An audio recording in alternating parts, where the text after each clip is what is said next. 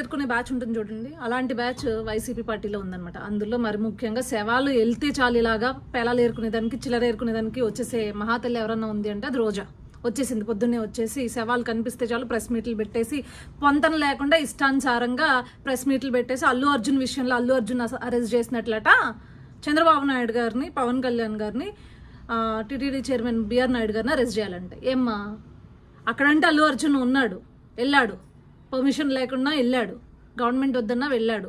కానీ ఇక్కడ ప్రభుత్వ వైఫల్యం కాదు ఇది, ఓకే, కేవలం అధికారుల నిర్లక్ష్యం వల్ల జరిగింది. కానీ కూటమి ప్రభుత్వం ముందుగానే చెప్పింది దీని వెనక ఎవరున్నా సరే కఠినమైన చర్యలు తీసుకుంటామని చెప్పి, బాధిత కుటుంబాలకి అండగా ఉంటామని చెప్పి క్లియర్గా ఇచ్చినా కూడా నువ్వు వచ్చి మైక్ ముందు రాజకీయం చేస్తున్నావు అంటే, అవును, స్వామివారిని అడ్డం పెట్టుకుని స్వామివారి దర్శనాలతో స్వామివారికి దర్శనం చేపిస్తానని చెప్పి వ్యాపారం చేసిన మహాతల్లివి ఇంతకు మించి బాధ్యతగా ఎక్కడ మాట్లాడతావు, ఎలా మాట్లాడతావు? ఎంతటి దౌర్భాగ్యం అంటే ఈ వైఎస్ఆర్సీపీ పేటీఎం బ్యాచ్ వాళ్ళు అంటారు మీరు పలానా స్వామివారి విషయంలో లడ్డు విషయంలో రాజకీయం చేశారు జగన్మోహన్ రెడ్డి పైన, అందుకే ఇలాంటి సంఘటన జరిగిందంట. సిగ్గుండాలి. బాధిత కుటుంబాలు పాపం చేశారా? ఎవరిపైన కక్షని ఎవరిపైన వెళ్ళగెక్కుతున్నారు? బాధిత కుటుంబాలని పరామర్శించాల్సింది పోయి ఆ బాధిత కుటుంబాలు పాపం చేశాయని చెప్తున్నారా మీరు? కనీసం 11 సీట్లు వచ్చినా కూడా జ్ఞానం ఉండాలి కదా, సిగ్గు ఉండాలి కదా, నీతి ఉండాలి కదా.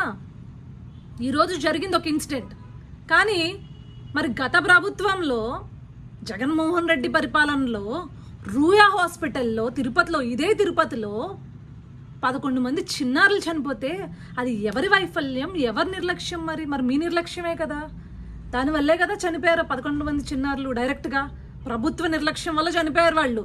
మరి జగన్మోహన్ రెడ్డిని అరెస్ట్ చేసేద్దామా? ఎస్, అరెస్ట్ చేయాలి జగన్మోహన్ రెడ్డిని. ఇదైనా స్టాంపేడ్ అనేది ఎవరు ఊహించనది.